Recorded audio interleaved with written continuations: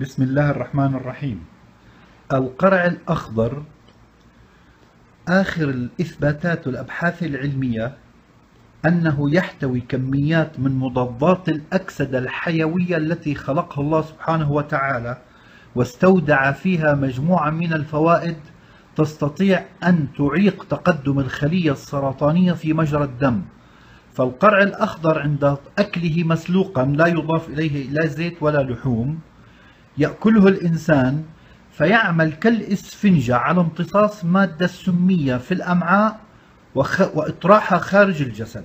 كما أن القرع الأخضر يعمل على تقطيع الأوعية الدموية التي تغذي الخلية الخبيثة في الجسم البشري، كما يمنع امتداد تقدم الخلايا السرطانية عبر مجرى الدم وانتقاله من عضو إلى آخر.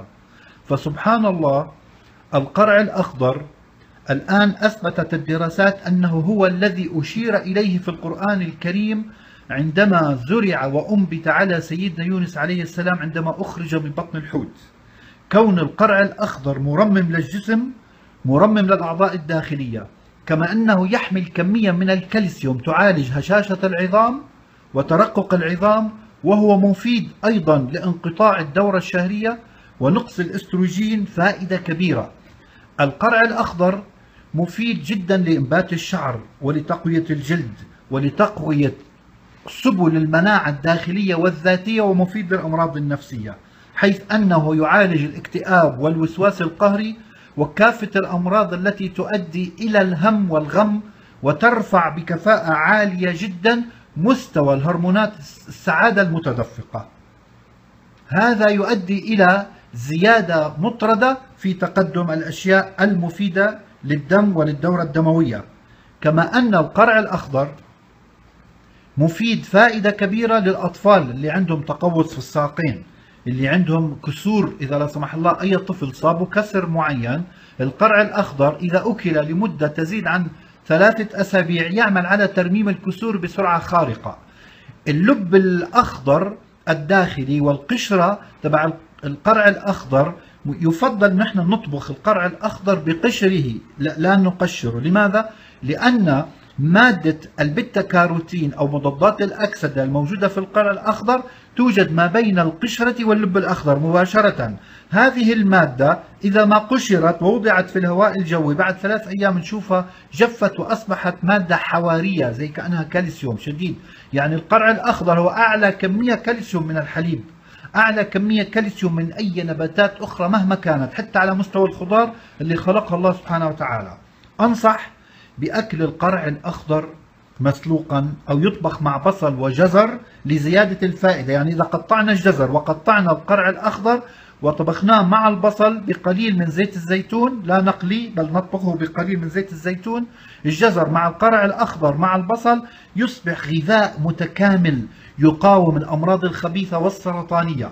إضافة إلى أن هذه الوجبة تعيق امتصاص الكالسيوم، تعيق امتصاص الكوليسترول والدهون الثلاثية للدم. يعني بمعنى آخر، اللي عنده كوليسترول يتحطم الكوليسترول عندما يأكل الأخضر لو 3 مرات في الأسبوع بشكل مستمر أو بشكل يومي، ما في مانع، لأن هذا يعمل على عدم تشكل الكوليسترول. أيضا الدهون الثلاثية المدمرة للجسم، أيضا ضغط الدم المرتفع، لأن القرع الأخضر يعمل على امتصاص الصوديوم أو الأملاح الزائدة في الدم ويمتصها كالإسفنجة كما أسلفنا سابقا ويطرحها خارج الجسد. القرع الأخضر أيضا مفيد جدا اللي عنده سكري.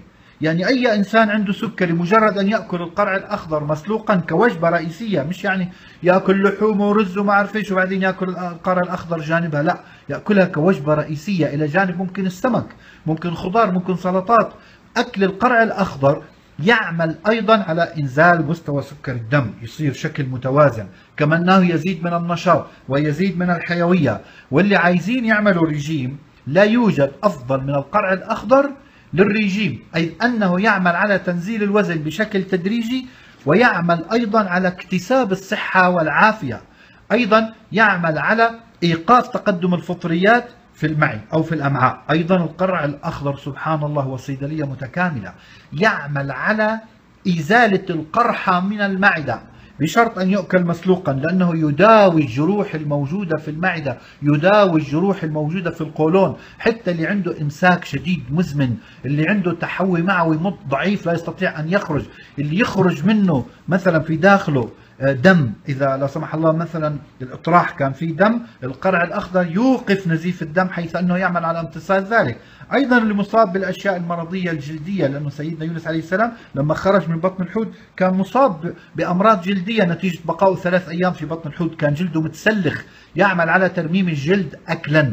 إذ بحق أنصح الجميع بأن يكون القرع الأخضر وجبة رئيسية في ضمن طعامكم، وهذا كلوه وستدعون لي بإذن الله تعالى. معكم محمد عمر أبو راشد، خبير التغذية والطاقة من الرياض. شكرا لكم، والسلام عليكم ورحمة الله تعالى وبركاته، وأتمنى لكم الصحة والعافية والشفاء، وأرجو نشر هذه المعلومات للجميع لينال الجميع منا صدقة جارية لي ولكم في صحائف أعمالكم إن شاء الله، يا رب يا رب يا كريم، تشفي كل مريض وتعافيه.